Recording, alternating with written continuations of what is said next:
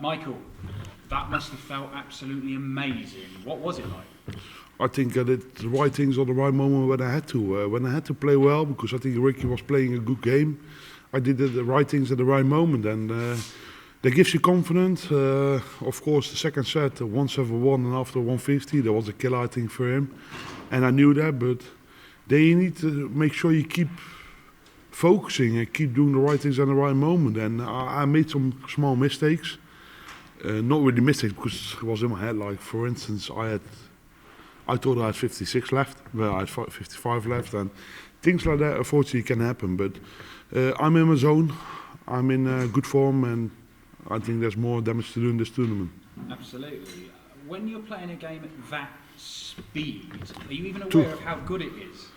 Yeah, of course. I'm not stupid in things like that. But after the first set, of course, there was a break, and I was thinking, "Whoa, this goes really quick." Even I was getting a little bit dizzy because so quick turnaround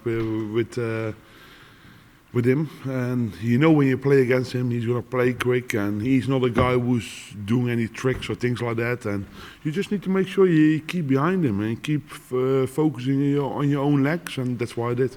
Coming into this year's William Bell World Championship, you had some questions to answer, but now you're looking at, well, I could break my own record here, couldn't I? Could be. I'm in the form to do it, I think. But yeah, there's still a long way to go, and I'm only in the last 16. I'm going to play Joe Cullen in the next round, so my target will be on him tomorrow. From onwards tomorrow, practice, make sure I'm getting ready for the day after. I'm feeling good and I feel comfortable. Do you owe Joe a couple after some Euro Tour defeats to him? Yeah, but I think the last time I played him, I've beaten him, so that doesn't really matter. And the Euro Tour is totally different. This is over a format of 7 sets, and I know he doesn't want to play me, but yeah, I'm there, and I will be there, and I will be there with a lot of scoring power, and I want to hurt him. With you winning so brilliantly tonight and Peter Wright going out, could tonight have gone any better for you, Mike? Probably not, because it's always nice if a direct opponent of yourself is out of the tournament.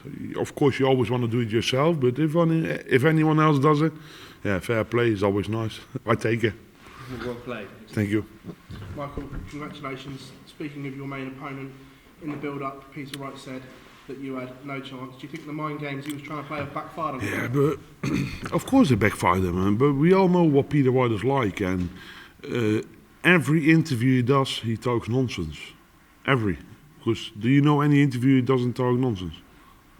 No, exactly. And he says it after every loss, he says it after every win, and he can't talk any sensible. And of course he's a phenomenal player, and he probably doesn't need that. And because on his own ability, I think he can do a lot of damage. But if he talks so much crap, things like that will happen to you.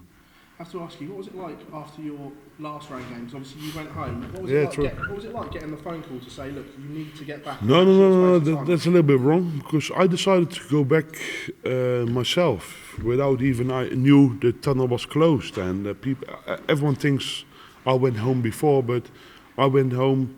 I was home, and I said to my wife, she said, I don't want to get close here, because you never know, you might get corona or something, and I don't want. I said, that's not really a good thing. She said, and then, of course, I saw the thing in the newspapers with England and Europe was problems with the borders, and then she said to me, isn't it maybe a wise thing you're going back? I said, probably, yes, of course. But I want to be home, of course, with Christmas with my kids, and first time Christmas with my son. But then, obviously, we decided that I was coming back. Of course, that's not the most pleasant thing to do, but it's a thing what you have to do for the greater good and for the World Championships. And there's only one target for me and one thing what I have to do, and that's focus myself 100% on this tournament. Speaking of that focus, being here, is that focused you even more perhaps because you haven't got the distraction of maybe going home? Probably, maybe, but the time went really slowly over here. The walls were getting closer to myself, so it was nice to get out yesterday evening, and I went for a practice, prepare myself, and today I'm still there and I'm playing well, and that gives me a good feeling. When we spoke back in January when you signed for Wimbledon, you said that you could beat your own tournament records that you set 2 years ago. How close do you think you are now? Because this is devastating what we're seeing. Still too far away, because I'm only in last 16 and I still got more rounds to win, so there's still a lot of work to do. But if you ask me, am I able to do it this year? Yes, I am. What's changed? Because darts is a funny thing. 6 or 7 weeks ago, it was, Yeah, it was a crisis. Now, yeah, crisis. I couldn't win a game anymore, and I was the crappiest dart player in the world. But now all of a sudden I'm the best dart player in the world again. So that's how quick it can go. And self-belief, concentrate on your own performance, and just do it and show everyone you got some balls. Michael, congratulations as always. Thank you. Thank very you. much. Michael, do you think there's been a difference in your mindset from 6 months ago to now? Probably, Do you think it's maybe, better yes. player? Maybe, but you still have to do it. And the only medicine towards losing is winning games, and that's really important towards myself. And I think I'm doing the right things at the right moment at the moment, and I just need to make sure I keep this going. Do you think there's a possibility you could come out of this World Championship a better player than you've ever been before?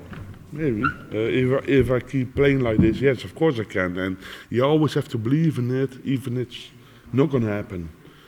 Because then you only can get stronger. And everyone knows I'm a strong player, but you have to do it on the right times when it matters. And this tournament, it matters. And I think I'm showing everyone I'm capable of doing really good things. And just touching on staying in the hotel over Christmas, was it important to have somebody like Vincent, a very good friend, around? Yeah, of course, it's always nice. At least we weren't on our own.